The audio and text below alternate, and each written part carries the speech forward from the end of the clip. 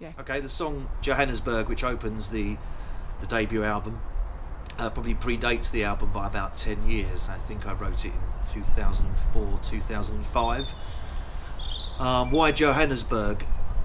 I remember I was listening to a lot of Warren Zevon at the time, American singer-songwriter. I just got into him. He'd not long passed away, and I really got into his music. And there's a song called Roland the Headless Thompson Gunner, which is a great song.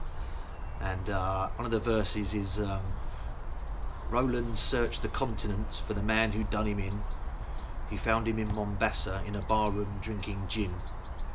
Roland aimed his Thompson gun and didn't say a word, and he blew Van Owen's body from there to Johannesburg. And I love the use of the word Johannesburg. And also, I'm a big Elvis Costello fan, and in his song Oliver's Army, if you're out of luck, you're out of work, we can send you to Johannesburg.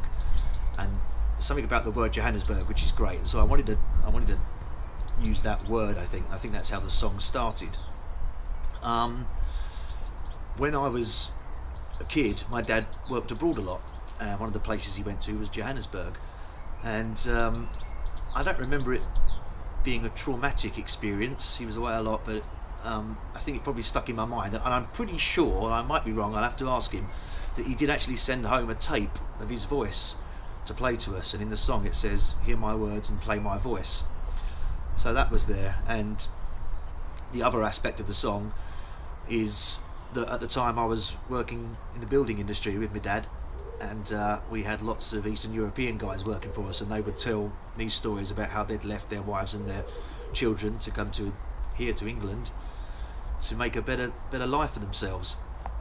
So all these things came together in the song. Structure-wise, it's really simple. It's very Bob Dylan in that there is no chorus. It's just a string of 5 verses and some instrumentals, and lyrically it's written as if it's a letter or a series of letters from the protagonist, the person, writing back home to his wife, explaining what's happening. And the first 3 verses or first 3 letters come quite quickly, and he's quite enthusiastic about it. And then there's a short instrumental break which is meant to represent time passing. And the next verse he comes back and says, I'm getting fed up with this job. And then there's a longer instrumental break which is meant to represent even more time passing. And the final verse he comes back and says, 7 months I've been away, and he's got this letter, and it turns out that his wife's been, while he's been away working, his wife's been doing the old heave-ho with someone else, which is pretty disheartening. But again, that's a very Bob Dylan thing to do. There's a little twist in the tale at the end of the song. If you're interested musically, it's got that nice jangly thing. Because I don't have the luxury of playing with a band very often, I tend to write songs that you can get away with just on the guitar, so it's always got that ringing through it.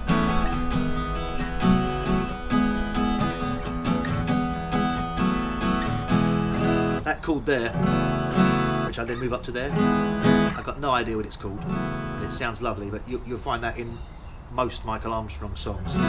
It's always there in the new album as well. I guess comes from the Bread song.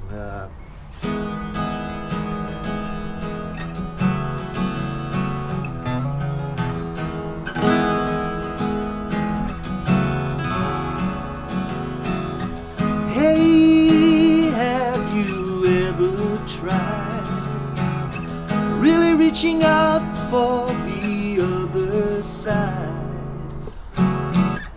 It's just got that lovely sound to it. When it came to the recording of it, it's a difficult song to record because it's very repetitive, and we struggled with it, but I think we got away with it. And of course we had the inclusion of Elliott Randall, Steely Dan man, playing a wonderful guitar solo on it, and Ed Barker doing a great sax solo. And one thing you might not realise about the song, but in the very first verse he says, he's saying to his wife, I promise you I will return from Johannesburg. But at the very last verse he says, I will return to Johannesburg. And that in my head is meant to imply that he's going to go back home and sort out his family and things, but there's still unfinished business in Johannesburg, and so he'll go back there and sort it out at some point in time. I think that's it. That's the story of Johannesburg. I can't believe there's someone new, but